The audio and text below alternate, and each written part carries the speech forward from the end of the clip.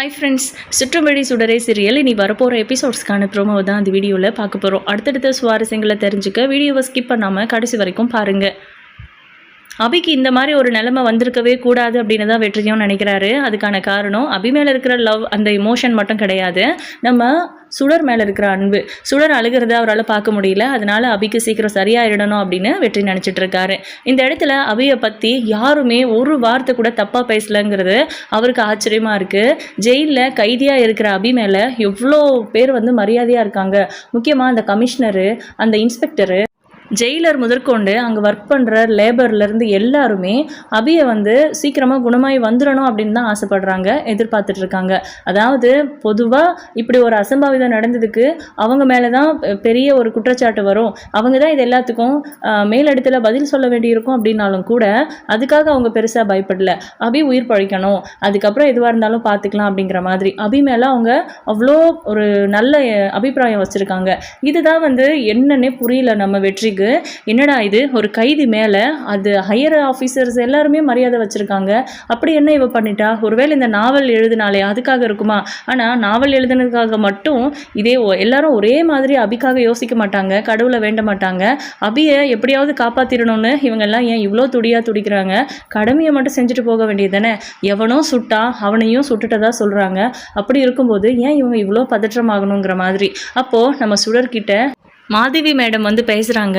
சுடர், இங்கே பாரு, நீ ஒன்றும் கவலைப்படாத, உங்கள் அம்மா ரொம்ப ரொம்ப நல்லவங்க, அவங்களுக்கு எதுவும் ஆகாது, சீக்கிரமாக சரியாகி வந்துடுவாங்க, நீ கடவுளை வேண்டிக்கோ, நானும் கடவுளை வேண்டிக்கிறேன்.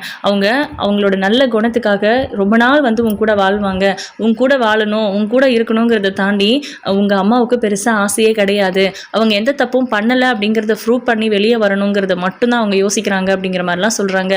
இவ்வளவு நாள், அதாவது 10 வருஷமாக நீயும் அம்மா கூட ஜெயிலில் தான் இருந்த, யாராவது சொந்தம்னு சொல்லி உன்னையோ உன் அம்மாவையோ பார்த்துருக்காங்களா? முக்கியமாக உங்கள் அப்பா கூட உங்களை பார்க்கல தானே. ஆனாலும் உங்கள் அம்மா உனக்காகவே அந்த ஜெயிலில் வாழ்ந்துட்டு இருந்தாங்க. நீ ஜெயிலை விட்டு வெளியே போகிற சுச்சுவேஷன் வரும்போது ரொம்ப துடிச்சு போயிட்டாங்க உன் அம்மா. நானும் யோசிச்சிருக்கேன், எப்படி ஒரு கைதியால் இவ்வளோ நல்லவங்களாக இருக்க முடியும் அப்படின்னு. ஆனால் நல்லவங்களாக இருக்க முடியுங்கிறதையே உன் அம்மாவை பார்த்து தான் நான் தெரிஞ்சுக்கிட்டேன் அப்படின்லாம் நல்ல விதமாக சொல்லிட்டு இருக்காங்க. அவ்வளோ நல்லவங்களுக்கு அவ்வளோ சீக்கிரம் கடவுள் கைவிட்டுற மாட்டார். கண்டிப்பாக உங்கள் அம்மா உயிர் பழிச்சு வருவாங்க, நம்ம கடவுளை நம்புவோம், உண்மையை நம்புவோம் அப்படிங்கிற மாதிரிலாம் சொல்லிட்டு இருக்காங்க. இன்னொரு விஷயம் என்னென்னா, உன் அம்மா யாரையுமே பெருசாக யோசிச்சது கிடையாது. நீ ஜெயிலை விட்டு வெளியே போனதுக்கு அப்புறம் தான் உனக்காக தான் உன் அண்ணன், உங்கள் மாமா குடும்பத்து கூட அவங்க உறவு வச்சுக்கிட்டாங்க, பேசினாங்க. அதுக்கு முன்னாடி வரைக்கும் அவங்க எந்த தப்பும் பண்ணலைன்னு ப்ரூவ் பண்ணி வெளியே வரணுங்கிறத கூட யோசிக்கலை. அந்த தண்டனை அவங்களுக்கு அனுபவிச்சுட்டு வெளியே போகலான்னு தான் நினச்சிட்டு இருந்தாங்க. அவங்களோட நன்னடத்தை காரணமாக அவங்களுக்கு நிறைய அவார்ட்லாம் கொடுத்துருக்கோம். சீக்கிரமாகவே அவங்க வெளியே வர்றதுக்கு கூட வாய்ப்பு இருந்துச்சு. அவங்க நல்ல விதமாக எல்லாருக்கிட்டையும் ஒரு நல்ல நட்பு கொண்டாடுறாங்க அப்படிங்கிறதுனால தான் எக்ஸாம் எழுதுறதுக்கு பெர்மிஷன், இந்த நாவல் எழுதுறதுக்கு பெர்மிஷன்ட்டு எக்கச்சக்க விஷயங்கள் அவங்களுக்கு ஃபேவராக பண்ணியிருக்காங்க. ஜெயிலில் எவ்வளோ கைதிகள் இருக்காங்க, எல்லாருக்கும் அந்த ஃபேவர்லாம் கிடைக்கிறதில்ல. நீ நல்லா யோசிச்சு பாரு, உன் அம்மாவை பற்றி உனக்கு தெரியும்ல அப்படின்னு. என் அம்மா நல்லவங்க தான், ஆனால் எங்கள் அம்மாவுக்கு இப்படி ஒரு கெட்டது நடக்கணுமா? அதுக்காக தான் சாமியார் கொடுத்த அந்த குங்குமத்தை எடுத்துகிட்டு என் அம்மா கிட்ட கொடுக்கணும்னு நினச்சேன். என் அம்மா ரொம்ப பாவம் மேடம், அவங்க எப்படியாவது உயிர் பழிச்சிடணும், அவங்களுக்கு எதுவும் ஆகக்கூடாது, எங்கள் அம்மாவுக்கு ஏதாவது ஆயிடுச்சுன்னா நானும் செத்துருவேன் அப்படின்னு சொல்கிறாங்க. சுடர் அப்படின்னு சொல்லிட்டு மாதவி மேடம் அவங்க வாயை பொத்துறாங்க. நீ குழந்தம்மா, இப்படியெல்லாம் பேசக்கூடாது, உன் அம்மா சரியாகி வந்துருவாங்கன்னு சொல்கிறேன்ல, நீ கவலைப்படாத, நீ அழாமல் இருக்கணுங்கிறதுக்காக நான் சொன்னால் நீ என்ன இவ்வளோ பெரிய வார்த்தை சொல்கிற? நீ இவ்வளோ பெரிய வார்த்தை சொன்னது உன் அம்மா காதில் விழுந்திருந்தா அவ்வளோ கோச்சிருப்பாங்க உன்கிட்ட, கண்டிப்பாக அழுதுருப்பாங்க அப்படின்னு சொல்கிறாங்க. இல்லை மேடம், நான் இனிமேல் அந்த மாதிரி சொல்ல மாட்டேன், ஆனால் நான் சொன்னது உண்மை அப்படின்னு சொல்கிறாங்க. இதை கேட்டு வெற்றி அப்படியே துடிச்சு போயிடுறாரு. அபி ஒரு கொலை பண்ணிட்டு உள்ளே வந்திருக்கிற கைதி. அப்படி இருக்கும்போது எப்படி அவள் மேலே இவ்வளோ நல்ல அபிப்பிராயம் எல்லாரும் வச்சுருக்காங்க? அப்போ அவள் நல்லவளா? நம்ம தான் அவளை தப்பாக புரிஞ்சுக்கிட்டோமா? அவள் சொல்கிற மாதிரி பார்வதி அக்காவை அவள் கொலை பண்ணலையா அப்படிங்கிற மாதிரிலாம் யோசிச்சுட்டு இருக்காங்க. அப்புறம் ஏன் பார்வதி அக்காவை அவள் தான் கொன்னான்னு நம்ம எல்லாரும் நம்பணும்? நம்ம கண்ணால் பார்த்தது பொய்யா உண்மையா அப்படின்னு யோசிச்சுட்டு இருக்காரு. அப்போ மறுபடியும் அந்த இன்சிடெண்ட்டை யோசிக்கிறாங்க. வெற்றி பார்க்கும்போது அபி அந்த பார்வதி அக்காவோட வயிற்றில் இருக்கிற அந்த கத்தியை எடுக்க தான் ட்ரை பண்ணியிருக்காங்க, குத்தலை அப்படிங்கிறது. குத்துறத பார்க்கல இல்லை, நம்ம எடுக்கிறத தானே பார்த்தோம். குத்திட்டு எடுத்திருப்பா அப்படிங்கிற மாதிரி தானே நம்ம புரிஞ்சுக்கிட்டோம். மற்றபடி நம்ம கண்ணால் பார்க்கல. ஆனால் நம்ம தானே ஐ விட்னஸ் அப்படின்னு சொல்லி அங்கே போயிட்டு சாட்சி சொன்னோம். நம்மனால தானே இன்னைக்கு சுடர் அழுதுட்டு இருக்கா. ஒருவேளை அபி அன்னைக்கு ஜெயிலுக்கு போகாமல் அவள் எந்த தப்பும் பண்ணலைன்னு ப்ரூவ் ஆயிருந்தா அவள் நம்ம கூட இருந்திருப்பாள்ல. சுடர் குழந்தையிலேருந்தே நம்ம கூட இருந்திருப்பா. இல்லை எல்லாத்தையும் நான் தான் தப்பு பண்ணி எல்லாத்தையும் கெடுத்துக்கிட்டேனா? அப்போது அபி எந்த தப்பும் பண்ணலையா? வேறு யார் அக்காவை கொன்று இருப்பாங்க? என்ன நடந்துச்சு? அபிகிட்ட நம்ம பேசியிருக்கணுமா? அபி நீ ஏன் இந்த மாதிரி ஒரு காரியத்தை பண்ணன, என்ன நடந்துச்சுன்னு கேட்டிருக்கணுமா அப்படிங்கிற மாதிரிலாம் யோசிச்சுட்டு இருக்காரு.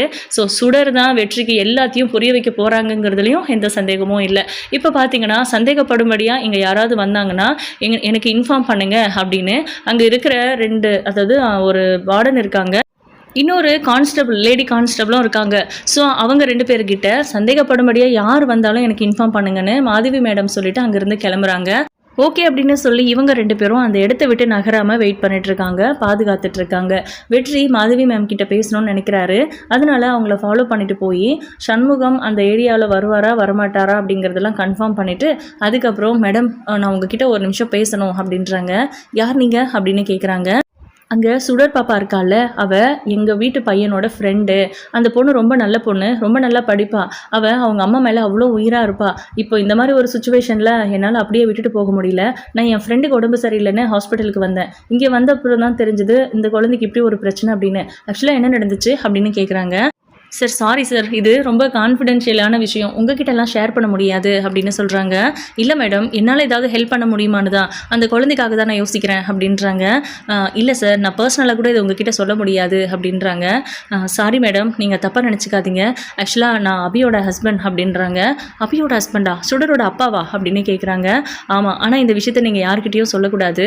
சுடருக்கே நான் அப்பா தான் அப்படின்னு அவளுக்கு தெரியாது. நான் அவளோட ஃப்ரெண்டோட அங்கிள் தான் நினச்சிட்டு இருக்கா அப்படின்னு சொல்கிறாங்க. அபி இத்தனை வருஷமாக ஜெயிலில் கஷ்டப்பட்டுட்டு இருக்கிறதுக்கு காரணமே நீங்கள் தானா? அப்போ நீங்கள் தான் ஆள் வச்சு அவங்கள ஷூட் பண்ணிங்களா அப்படின்னு கேட்குறாங்க. ஷூட் பண்ணவன் யார் என்னன்னு கேட்டிங்களா மேடம் அப்படின்னு கேட்குறாங்க. இங்கே பாருங்கள், உங்களுக்கு இதெல்லாம் தேவையில்லாத விஷயம் அப்படின்னு சொல்கிறாங்க. நானே அபியை தப்பாக புரிஞ்சுக்கிட்டு தான் ஒருவேளை வாக்குமூலம் கொடுத்துட்டேனோ அப்படின்னு எனக்கு தோணிக்கிட்டே இருக்குது. அதனால தான் மேடம் நான் உங்ககிட்ட கேட்குறேன், அபி ஜெயிலில் எப்படி நடந்துப்பா அப்படின்னு கேட்குறாங்க. அபியை மாதிரி ஒரு நல்ல பொண்ணை பார்க்கவே முடியாது, அவ்வளோ தங்கமான பொண்ணு. அவங்க பொண்ணவே எப்படி வளர்த்துருக்காங்க பார்த்தீங்கல்ல அப்படிங்கிற மாதிரி கேட்குறாங்க. ஓ, அது உங்கள் பொண்ணு தானே அப்படின்ட்டு. ஆனால் அந்த குழந்தை 10 வருஷமாக அந்த ஜெயிலில் படாத கஷ்டப்பட்டுச்சு. அபிதான் அந்த ஏதோ ஒரு பழியால் அவங்க ஒரு தப்புனால உள்ளே மாட்டிக்கிட்டாங்க, ஜெயிலில் தண்டனை அனுபவிச்சாங்க. ஆனால் அந்த குழந்தை என்ன பாவம் பண்ணுச்சு? ஏன் சார் நீங்கள் இப்படி இருக்கீங்க? கண்டிப்பாக இதுக்கு ஒரு தீர்வு கிடைக்கணும்னு நான் எதிர்பார்க்குறேன். நீங்கள் தான் அபிக்காக ஏதாவது பண்ணணும் அப்படின்றாங்க. இல்லை, என்னால் இது பண்ணவே முடியாது, எனக்கு ரொம்ப முக்கியமான ஒருத்தவங்களை தான் அவள் கொலை பண்ணிட்டா அப்படின்னு நான் கண்ணால் பார்த்தேன்னு சாட்சி சொல்லியிருக்கேன் அப்படின்ட்டு. நீங்கள் கண்ணால் பார்த்தீங்களா அப்படின்னு வார்டன் அந்த ஜெயிலர் கேட்குறாங்க. இல்லை மேடம், நான் கண்ணால் பார்த்ததை அன்னைக்கு நான் உண்மைன்னு நம்பிட்டேன். ஆனால் இப்போல்லாம் யோசிச்சு பார்த்தா நீங்கள்லாம் அபியை பற்றி பேசுகிறத பார்த்தா அவள் அந்த மாதிரி பண்ணியிருக்க மாட்டோன்னு தான் தோணுது. உண்மை என்னன்னு நான் கண்டுபிடிக்கிறேன், பட் இப்போ என்ன நடந்துச்சுன்னு சொல்லுங்கள் அப்படின்னு கேட்குறாங்க. சரி ஓகே, அபிக்காகவும் சுடருக்காகவும் நான் இந்த விஷயத்தை உங்ககிட்ட சொல்கிறேன் அப்படின்ட்டு அவங்க சொல்கிறாங்க. யாரோ ஒருத்தன் ஷூட் பண்ணிட்டான், அவனை நாங்கள் துரத்தி ஷூட் பண்ணிட்டோம், பட் அவன் வாக்குமூலம் இன்னும் கொடுக்கல. பட் அபியை டைரெக்டாக இந்த மாதிரி பாயிண்ட் பண்ணி அவங்கள கொலை பண்ணுறதுக்காக ஒரு ஆள் வந்திருக்கான் அப்படின்னா எங்களால் அதை கெஸ் பண்ணவே முடியல. ஒருவேளை ஆளுநருக்கு குறி வச்சு அதில் அபி மாட்டிக்கிட்டாங்களா என்னன்னு தெரியல அப்படின்னு சொல்கிறாங்க. ஆளுநரை ஏன் கொலை பண்ணணும் அப்படின்னு கேட்குறாங்க. இப்போல்லாம் ரொம்ப சகஜமாக நடக்குதுல்ல, விஐபியை கொலை பண்ணுறதுக்கு இந்த மாதிரி யாரையாவது வச்சு, அதுவும் தீவிரவாதிகளை உள்ளே இறக்கி பண்ணுறாங்களே அப்படின்றாங்க. ஆனால் நீங்கள் அந்த ஆள் வாக்குமூலம் கொடுத்தா நீங்கள் உண்மையை கண்டுபிடிச்சிருவீங்க தானே அப்படின்னு. யார் சார் உண்மையாக வாக்குமூலம் கொடுக்குறாங்க? உயிரே போனாலும் அந்த மாதிரி உண்மையெல்லாம் யாரும் சொல்லிட்டு சாகிறதில்ல அப்படின்றாங்க. சரி ஓகே மேடம், எனக்கு ஏதாவது உண்மை தெரிஞ்சதுன்னா கண்டிப்பாக நான் உங்ககிட்ட சொல்கிறேன் அப்படின்றாங்க. ஓகே சார் அப்படின்னு சொல்லிட்டு அவங்க மாதவி மேம் கிளம்பும்போது, மேடம் நான் தான் சுடரோட அப்பாங்கிற விஷயத்த அப்படின்னு கண்டிப்பாக யார்கிட்டையும் சொல்ல மாட்டேன் அப்படின்னு சொல்லிட்டு அவங்க போயிடுறாங்க. இப்போது நம்ம சுடர்கிட்ட வெற்றி பேசணும்னு நினைக்கிறாரு. அவங்க வேற சாப்பிடாமல் இருக்காங்க. சுடர் வா, நீ ஏதாவது சாப்பிடு அப்படின்னு கூப்பிடுறாங்க. இல்லை வேண்டாம், மாமா ஏதாவது வாங்கி தருவாரு, நான் அப்போ சாப்பிட்டுக்கிறேன் அப்படின்னு சொல்கிறாங்க. ஏன் இந்த கேப்டன் வாங்கி கொடுத்தா சாப்பிட மாட்டியா அப்படின்னு கேட்கும்போது, இல்லை நான் பரவாயில்ல, நான் எனக்கு எங்கள் அம்மாவை பார்க்கணும், அவங்க கண் வெளிச்சதுக்கு அப்புறம் தான் நான் சாப்பிடுவேன் அப்படின்னு சொல்லிட்டு இருக்காங்க. அப்போ பார்த்து சண்முகம் வராரு. வெற்றி மறுபடியும் போய் ஒழிஞ்சிக்கிறாரு. இப்போது எங்கே போயிட்டாங்க, இங்கே இருக்கவங்க யாரையுமே காணோம் அப்படின்னு சொல்லி கேட்கும்போது, யாராவது சந்தேகப்படும்படியாக இங்கே வந்தாங்கன்னா அது உடனே மாதவி மேம்க்கு சொல்லணும்னு சொல்லியிருக்காங்க மாமா அப்படின்றாங்க. எங்கே போலீஸையும் காணோம், வார்டனையும் காணோம் அப்படின்னு கேட்குறாங்க. இப்போ தான் காஃபி சாப்பிட போயிருக்காங்க அப்படின்னு சொல்கிறாங்க. சரி ஓகே அப்படின்னு டாக்டர் வராங்க. அங்கே அவங்கக்கிட்ட இந்த மெடிசன்லாம் கொடுத்துட்றாங்க. சரி ஓகே அப்படின்னு அவங்களுக்கு மெடிசன் கொடுக்கறதுக்கு உள்ளே போகிறாங்க. அதுக்கு அந்த கேப்பில் தான் இப்போது அந்த வார்டனும் அந்த போலீஸும் வராங்க. இங்கே அவங்க 2 பேருமே நம்ம சண்முகத்துக்கிட்ட கேட்குறாங்க, நீங்கள் ஒன்றும் இங்கே இருக்கணும்னு அவசியம் இல்லை, நீங்கள் இங்கேருந்து பாப்பாவை கூட்டிகிட்டு கிளம்புங்க, எதுவாக இருந்தாலும் நான் பார்த்துக்கிறேன் அப்படின்னு சொல்கிறாங்க. இல்லை நான் போக மாட்டேன் அப்படின்றாங்க சுடர். நீ எவ்வளோ நேரம் தான் முழிச்சிட்டே இருப்ப, உனக்கும் கஷ்டமாக இருக்கும்ல அப்படின்றாங்க. இல்லை என் அம்மா கண் விழிச்சிட்டாங்க, அவங்க உயிர் பொழைச்சிட்டாங்கன்னு தெரிகிற வரைக்கும் நான் இங்கேருந்து போகவே மாட்டேன் அப்படின்னு சொல்கிறாங்க. உங்கள் அம்மா உயிர் பொழைச்சிட்டா தான் போவேன்னு சொல்கிற, உங்கள் அம்மாவுக்கு ஏதாவது ஆயிடும்னு பயப்படுறியா? அவங்க உயிரோடு தான் இருக்காங்க, அவங்க நல்லா ஆயிடுவாங்க, நீ பயப்படாத சுடர் அப்படின்றாங்க வார்டனு.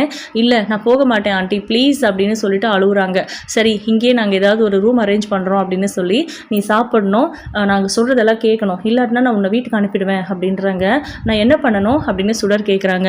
முதல்ல நீ சாப்பிடாம இருந்தால் உனக்கு ஏதாவது ஆகிடும், உன் அம்மா கண் விழிக்கும் போது உனக்கு ஏதாவது ஆயிடுச்சுன்னு சொல்லி அவங்க மறுபடியும் உடம்பு முடியாமல் போகணுமா அப்படின்னு கேட்குறாங்க. ஆமாம் இல்லை நான் இதை யோசிக்கவே இல்லை அப்படின்னு சொல்லிட்டு சுடரை சாப்பிட்றதுக்காக சண்முகம் கூப்பிட்டு போகிறாங்க. இப்போது இவங்க 2 பேரும் ஆளுக்கு ஒரு சேர் போட்டு 2 பக்கமும் உட்காடுறாங்க. ரொம்ப நேரம் உட்கார முடியல அப்படின்னு சொல்லிட்டு டாக்டர் கிட்ட சொல்கிறாங்க, நாங்கள் அந்த பக்கம் இருக்கோம், யாராவது சந்தேகப்படும்படியாக அந்த பக்கம் வந்தால் எங்களுக்கு சொல்லுங்கள் அப்படின்ட்டு. சிசிடிவி ஃபுட்டேஜ்லாம் ஒர்க் ஆகுதில்ல, கேமரா ஒர்க் ஆகுதில்ல அப்படின்லாம் கேட்டுட்டு அவங்க அந்த ஓரமாக போய் உட்காந்துக்கிறாங்க. அசந்து தூங்கிடுறாங்க வேறு உட்காந்துக்கிட்டே. இப்போ இந்த நேரத்தில் தான் நம்ம கருணாவுக்கு இந்த விஷயம் தெரிய வருது. அவர் அனுப்பின ஆளை ஷூட் பண்ணிட்டாங்க, அதாவது கருணா அனுப்பின ஆளை ஷூட் பண்ணிட்டாங்க. அவர் இன்னும் உயிர் பொழைக்கலை, அதே மாதிரி சாகவும் இல்லை. அதே நேரம் வேறு ஒரு ஆளை அரேஞ்ச் பண்ணி ஹாஸ்பிட்டலில் இருக்கிற அபியை க்ளோஸ் பண்ணுறதுக்கு அனுப்பியிருக்காங்க. அவர் அபிக்கு பிளட் ஏறிட்டு இருக்கிற அந்த பவுச்சில் போயிட்டு ஏதோ இன்ஜெக்ஷனை செலுத்துறதுக்கு பிளான் பண்ணுறாரு. கரெக்டாக கையை பக்கத்தில் எடுத்துகிட்டு போகும்போது வெற்றி போய் கரெக்டாக பிடிச்சிடுறாங்க. யாருடா நீ, எதுக்காகடா இங்கே வந்த அப்படின்னு கேட்குறாங்க. நான் இங்கே ஒர்க் பண்ணுறவன் தான் அப்படின்றாங்க. இதில் எதடா கலக்க பார்த்தேன் அப்படின்னு கேட்கும்போது அவர் சொல்ல மாட்டேங்கிறாரு. நான் இங்கே ஒர்க் பண்ணுறேன், நானும் நர்ஸ் தான் அப்படின்னு சொல்லும்போது கோவம் வந்துடுது வெற்றிக்கு. உடனே அதை கையில் வேகமாக வெடுக்குன்னு வாங்கிட்டு, நீ அதுக்காக வரலன்னும் எனக்கு தெரியும், நீ இங்கே வேலை பார்க்கலன்னும் எனக்கு தெரியும், நீ உண்மையை சொல்ல போறியா, இது அப்படியே உனக்கு குத்தவா அப்படின்னு சொல்லி மிரட்டுறாரு. என்னை கருணா தான் அனுப்புனா அப்படிங்கிற மாதிரி உண்மையை சொல்லிடுறாங்க. சொல்லிட்டு எஸ்கேப் ஆகி போயிடுறாங்க. வெற்றிக்கு பயங்கர ஷாக்கிங்காக இருக்குது. கருணா எதுக்காக இப்படி பண்ணணும் அப்படின்ட்டு. அபி பரோலில் வந்தது கருணாவுக்கு பிடிக்கல ஃபஸ்ட்டு. செகண்ட் அபியை கடத்தி வச்சுருந்தாரு கருணா. குழந்தை இருக்குங்கிற விஷயம் தெரிஞ்சால் ஒட்டுமொத்த குடும்பத்தையே க்ளோஸ் பண்ணிடுவாருங்கிறது வெற்றிக்கு தெரியும். இந்த மாதிரிலாம் இருக்கும்போது அபி மேலே என்னதான் கோவம் இருந்தால் கூட கருணா இப்படியெல்லாம் ஏன் பண்ணணும், யாராவது நம்மளை ஏதாவது பண்ணிட்டாங்கன்னா அது அப்படியே பழி வாங்கணுமா என்ன, ஏன் கருணா இப்படி பண்ணுறான் அப்படிங்கிற மாதிரி வெற்றிக்கு ஒரு யோசனை வருது. இப்போ தான் லைட்டாக கருணா மேலே சந்தேகம் வருது நம்ம வெற்றிக்கு. விடிகிற வரைக்கும் அபி பக்கத்துலேயே இருந்து அவங்களுக்கு எந்த ஆபத்தும் வராமல் பார்த்துக்கணும்னு நினைக்கிறாரு. அதனால் மாஸ்க் ஒன்று வாங்கினது போட்டுக்கிட்டு அங்கேயே உட்காந்துடுறாரு. இப்போது நம்ம அபி குணமாக்கி கண் முழிக்கிற வரைக்கும் வெற்றி ஹாஸ்பிட்டலை விட்டு போகிறதாவே இல்லை. கருணா கால் பண்ணால் அவாய்ட் பண்ணுறாரு. திரும்ப கால் பண்ணும்போது புலிகிட்ட கொடுத்து எதேதோ சமாளிக்க சொல்கிறாரு. இப்படியே தான் போயிட்டுருக்கு. அடுத்த நாள் காலையில் நம்ம சுடரும் சண்முகமும் அபியை பார்க்குறதுக்காக வராங்க. அவங்கக்கிட்ட இம்ப்ரூவ்மெண்ட்ஸ் இருக்குது, பட் அவங்களுக்கு பிளட்டு இம்மீடியட்டாக ரெடி பண்ணணும். அவங்களுக்கு எவ்வளோ பிளட்டு கொடுத்தாலும் அவங்களுக்கு நிறைய பிளட் லாஸ் ஆனதுனால எங்களால் ஈக்குவல் பண்ண முடியல. ஸோ பிளட் பேங்க்கு சொல்லியிருக்கோம், உங்களுக்கு யாராவது தெரிஞ்சவங்க இருந்தால் பிளட்டு டொனேட் பண்ண சொல்லுங்கள். அவங்களோட குரூப் ரொம்ப ரேரு, பி நெகட்டிவ் அப்படின்னு சொல்கிறாங்க. வெற்றிக்கும் அதே பிளட் குரூப் தான், சுடருக்கும் அதே பிளட் குரூப் தான். என்னோட பிளட்டை வேணால் எடுத்துக்கோங்க என் அம்மாவுக்கு அப்படின்னு சுடர் சொல்ல, உன் உடம்புல இருந்தெல்லாம் எடுக்க முடியாது பாப்பா அப்படின்னு சொல்கிறாங்க. இப்போ என்ன பண்ணுறதுன்னு தெரியல. வெற்றி டைரெக்டாக போய் நான் கொடுக்குறேன்னு சொன்னாலும் அங்கே சண்முகம் இருக்கார். கண்டிப்பாக இங்கே ஒரு சண்டை சச்சரவு நடக்கும். அதனால வெற்றி யோசிச்சுட்டு அங்கேயே உட்காந்துட்ருக்காரு. சண்முகம் இருந்துட்டு நான் யாருக்காவது சொல்லி அரேஞ்ச் பண்ண முடியுமான்னு பார்க்குறேன், என் கூட ஒர்க் பண்ணுறவங்க இல்லை எனக்கு தெரிஞ்சவங்க கிட்ட நான் விசாரிக்கிறேன் மேடம் அப்படின்னு சொல்லிட்டு அவர் போய் வெளியே ஃபோன் பேசிகிட்ருக்காரு. அப்போது நம்ம வெற்றி வராரு. சுடர்கிட்ட சொல்லவும், எனக்கும் பி நெகட்டிவ் தான், என்னோட பிளட் வேணா உன் அம்மாவுக்கு கொடுக்கலாமா அப்படின்னு கேட்குறாங்க. ஓ தாராளமாக கொடுக்கலாம் அங்கிள் அப்படின்றாங்க. ஆனால் டாக்டர் தானே இதை சொல்லணும் அப்படின்றாரு நம்ம வெற்றி. நீயே வேணா டாக்டர் கிட்ட கேட்குறியா அப்படின்ட்டு. ஓகே அப்படின்னு சொல்லி அவங்க போயிட்டு அந்த டாக்டர் கிட்ட பேசுகிறாங்க. இவர் என் ஃப்ரெண்டோட அங்கிள், இவர் எனக்கு ரொம்ப நல்லா தெரியும், இவர் எங்கள் அம்மாவுக்கு பிளட் டொனேட் பண்ணலாமா, இவரோடதும் பி நெகட்டிவ் தான் அப்படின்னு சுடர் கேட்க, தாராளமாக பண்ணலாம், யார் என்னங்கிறதெல்லாம் முக்கியம் இல்லை, அவர் நல்லா ஹெல்த்தியாக இருக்காராங்கிறது தான் முக்கியம் முக்கியம். அவருக்கு ஒரு சில டெஸ்ட்லாம் எடுக்கணும். ஸோ அதெல்லாம் எடுத்து முடிச்சுட்டு தான் நம்ம டிசைட் பண்ண முடியும் அப்படின்றாங்க. செக் பண்ணுறாங்க. அவங்க ரீசெண்டாக தான் பிளட்டு கொடுத்துருக்காங்க வேறு. அதாவது சுடருக்கு கொடுத்துருக்காங்க. அதனால யோசிக்கிறாங்க ஃபஸ்ட்டு. அதாவது இந்த பர்டிகுலர் டேயில் நீங்கள் பிளட்டு கொடுத்துருக்கீங்க அப்படின்னா இவ்வளோ சீக்கிரம் மறுபடியும் கொடுக்க முடியாது அப்படின்னு சொல்கிறாங்க. பரவாயில்ல மேடம், அது ஒன்றும் பிரச்சனை இல்லை. ஒரு உயிரை காப்பாற்ற முடியும்னா அதுக்காக நான் கொஞ்சம் ரிஸ்க் எடுத்துக்கிறேன். நான் நல்லா ஹெல்த்தியாக தானே இருக்கேன், நான் பார்த்துக்கிறேன் என்னோடய ஹெல்த்தை, நீங்கள் தாராளமாக எடுத்துக்கோங்க அப்படின்னு வெற்றி ஃபோர்ஸ் பண்ணுறாரு. இல்லை சார், ஆக்சுவலாக இது ரொம்ப தப்பு, இல்லீகல் அப்படின்றாங்க. அதெல்லாம் ஒன்றும் இல்லை மேடம், அவங்க ரொம்ப உயிருக்கு போராடிட்டு இருக்காங்க. என் உடம்புல இருந்து ஒரு பவுச் பிளட் எடுக்கிறதுனால ஒரு பிரச்சனையும் இல்லை, நீங்கள் எடுத்துக்கோங்க. நான் அதுக்குள்ளே வேறு யாரையாவது தெரிஞ்சவங்கள அரேஞ்ச் பண்ணுறேன் அப்படின்னு சொல்கிறாங்க. சரி, ஓகே, ஆபத்துக்கு பாவம் இல்லை, பட் நீங்கள் வந்து இந்த ஹிஸ்ட்ரியை கிளியர் பண்ணிடணும். உங்களுக்கு லாஸ்ட்டாக பிளட் எடுத்தாங்க இல்லையா, அந்த விஷயத்த நீங்கள் எங்ககிட்ட சொல்லலைன்னு சொல்லிடணும், சரியா அப்படின்றாங்க. ஓகே மேடம் அப்படின்னு சொல்கிறாரு. இப்போது அபிக்காக வெற்றியை பிளட்டு கொடுக்குறாரு. அபிக்கு அந்த பிளட்டு போகுது. அப்பப்போ அசைகிறாங்க. அது பார்த்து வெற்றி ரொம்ப பரிதாபமாக ஃபீல் பண்ணுறாரு. அபி ரொம்ப நல்லவ தான் இல்லை, பாவம் தான் இல்லை, என்ன நடக்குதுன்னே தெரியல. கர்ணா ஏன் இப்படி பண்ணுறான்னு தெரியல. கர்ணாவை சுற்றி என்ன நடக்குதுன்னு தெரியல. கண்டிப்பாக கர்ணாவுக்கும் அக்காவோட கொலைக்கும் ஏதோ சம்மந்தம் இருக்குது. அபி பண்ணலைங்கிறது கர்ணாவுக்கு தெரிஞ்சிருக்கு. இல்லை வேறு ஏதோ நடந்திருக்கு. இதை அபி கண்பிடிச்சதுக்கப்புறம் கேட்டுட்டு அதுக்கப்புறம் தான் எதுவாக இருந்தாலும் பண்ணணும். முதல்ல அந்த மாணிக்கத்தை கண்டுபிடிக்கணும். நிஜமாவே அபிக்கும் மாணிக்கத்துக்கும் லிங்க் இருக்காங்கிறதையும் நம்ம கண்டுபிடிச்சு தான் ஆகணும் அப்படிங்கிற மாதிரிலாம் அபியை பார்த்துட்டு இவர் யோசிச்சுட்டு இருக்காரு. பிளட்டு கொடுத்து முடிஞ்சதுக்கப்புறம் வெளியே வரும்போது சண்முகம் அங்கே இருக்காரு. கேப்டன் தான் வந்திருக்காரு, பிளட்டு கொடுத்துட்ருக்காரு அப்படின்னு நம்ம சுடரும் சொல்லிட்டாங்க. அவரை பார்க்கணுங்கிறதுக்காக வெயிட் பண்ணிட்டு இருக்காங்க. அப்போ பார்த்து நம்ம சண்முகத்துக்கு ஃபோன் கால் வருது. ஏன்னா பிளட்டு இன்னும் நிறைய பேர்கிட்ட கேட்டிருந்தாங்க இல்லையா, அவங்க வந்து கால் பண்ணுறாங்க. சரி, எனக்கு பிளட் கொடுக்குறவங்க ஃபோன் பண்ணுறாங்க, நான் போய் விசாரிச்சுட்டு வரேன் அப்படின்னு சொல்லி சண்முகம் வெளியே போய் ஃபோன் பேச, அப்போ பார்த்து நம்ம வெற்றி வெளியே வராரு. உங்கள் அம்மாவுக்கு நான் பிளட்டு கொடுத்துட்டேன், இன்னும் வேறு யாரையாவது தெரிஞ்சிருந்தா நான் கூட்டிகிட்டு வரேன், இன்னும் அவங்களுக்கு தேவைப்படுங்கிற மாதிரி சொல்கிறாங்க. உங்கள் அம்மாவுக்கு நிறைய பிளட் லாஸ் ஆயிருக்கான், கவலைப்படாத சுடர், அம்மா சரியாயிருவாங்க அப்படின்லாம் சொல்லிட்டு வெற்றி அங்கே போய் மறுபடியும் ஒளிஞ்சிட்டு உட்காந்துக்கிறாரு. இப்போ சண்முகம் வராங்க. நானும் எவ்வளவோ ட்ரை பண்ணி பார்த்துட்டேன், யாரையுமே அரேஞ்ச் பண்ண முடியல அப்படின்னு சொல்லி ஃபீல் பண்ணுறாரு சண்முகம். அப்போது வெற்றி மறுபடியும் புலிக்குட்டி கிட்ட சொல்லி யாரையாவது தெரிஞ்சவங்கள வர சொல்லுடா, நம்ம கேங்கில் நம்ம டீமில் யார் இருந்தாலும் சரி வர சொல்லு, ஆனால் அபிக்குன்னு தெரியக்கூடாது அப்படிங்கிற மாதிரி சொல்லி வர வைக்கிறாங்க. முக்கியமாக வேணுங்கிற அளவுக்கு அரேஞ்ச் பண்ணிடுறாரு வெற்றி அப்படிங்கிறது. ஸோ ஃபைனலி நம்ம அபி கண் விழிச்சிட்டாங்க அப்படிங்கிறது ரொம்ப ரொம்ப சந்தோஷமான விஷயம். நம்ம வெற்றியே அவ்வளோ சந்தோஷப்படுறாரு அபி கண்விடிச்சிட்டாங்க அப்படின்னு தெரிஞ்சதுமே. ஆனால் நம்ம கர்ணாவுக்கு இது குட் நியூஸ்லாம் ஒன்றும் கிடையாது. அவளை எவ்வளோ ட்ரை பண்ணியும் கொலை பண்ண முடியலையே அப்படிங்கிற மாதிரி. ஒருத்த வந்து என்னை கரெக்டாக அடிச்சிட்டான், நான் அந்த இன்ஜெக்ஷனை ஏற்ற போகும்போது என்னை பிடிச்சி வெளியே தள்ளி விட்டுட்டான், அவங்ககிட்ட வேற நான் உங்கள் பேரை சொல்லிட்டேன் அப்படிங்கிற மாதிரி அந்த அபியை கொலை பண்ணுறதுக்காக வந்த ஆள் சொல்லிடுறாரு. ஒருத்தன் என்னடானா போய் ஹாஸ்பிட்டலில் படுத்துக்கிட்டான், அவன் பொழைப்பானா, பொழைச்சா வாக்குமூலம் கொடுத்துருவானா அப்படிங்கிற மாதிரி பயந்துட்டு இருக்கேன். நீ என்னடானா என் பேரை டைரெக்டாக சொல்லிட்டு வந்திருக்கேன், அவன் யார் அப்படின்னு கேட்குறாங்க. அதெல்லாம் எனக்கு தெரியாது அப்படின்னு சொல்லிட்டு லைட்டாக தாடி வச்சுருந்தான் அப்படின்னு ஒரு சில விஷயங்களை சொல்கிறாங்க. அப்படியா அப்படின்னு சொல்லிட்டு யோசிக்கிறாங்க யாராக இருக்கும் அப்படிங்கிற மாதிரிலாம். ஆனால் உங்கள் பேரை சொன்ன உடனே அவன் ஷாக் ஆனான் அப்படின்றாங்க. ஒருவேளை அந்த மாணிக்கமாக இருக்குமா அப்படிங்கிற மாதிரி நம்ம கர்ணா யோசிக்கிறாரு. சீக்கிரமாகவே நம்ம வெற்றி உண்மையை கண்டுபிடிக்க தான் போகிறாரு. அதுக்கப்புறம் கர்ணா கூடவே இருந்துக்கிட்டு அவர் பண்ணின எல்லா துரோகத்துக்கும் திருப்பி ஒரு சரியான ரிவெஞ்ச் கொடுக்க போகிறாருங்கிறதுல எந்த சந்தேகமும் இல்லை. இங்கே பிரபாகரன் வேற அபிக்காக ஹானஸ்ட்டாக போராடிக்கிட்டு இருந்தார்.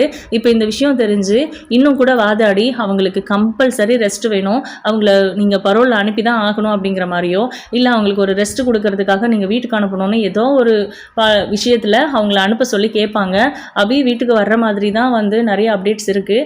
கொஞ்ச நாள் வந்து சுடர் கூட அவங்க வீட்டில் இருந்தாலே அவங்க சரியாயிருவாங்க அப்படிங்கிற மாதிரிலாம் நிறைய விஷயங்களில் அவங்க தன்னை வந்து பாசிட்டிவாக தான் ப்ரூவ் பண்ணியிருக்காங்க, நல்லவங்கிற மாதிரி தான் ப்ரூவ் பண்ணியிருக்காங்க. ஸோ கண்டிப்பாக அவங்களுக்கு அந்த பெர்மிஷன் கிடைக்கும். சீக்கிரமாகவே வெற்றியும் அபியும் ஒன்று சேருவாங்க சுடருக்காக. ஆனால் கர்ணா தான் வந்து என்ன ஆக போகிறாருன்னு தெரியல. ஸ்வேதாவை கல்யாணம் பண்ணுறதுக்கு முன்னாடியே இந்த விஷயமெல்லாம் தெரிஞ்சதுன்னா ஸ்வேதாவே அவரை லெஃப்ட் அண்ட் ரைட் வாங்கி விட்டுருவாங்க. ஸோ ஃபைனலி ரொம்ப ரொம்ப சூப்பரான ஒரு நகர்வு இந்த கதை அப்படிங்கிறது தான். உங்களோட கருத்துக்களை கமெண்ட் பண்ணுங்கள். இந்த வீடியோ உங்களுக்கு பிடிச்சிருந்தது அப்படின்னா லைக் பண்ணுங்கள், ஷேர் பண்ணுங்கள். தேங்க்யூ.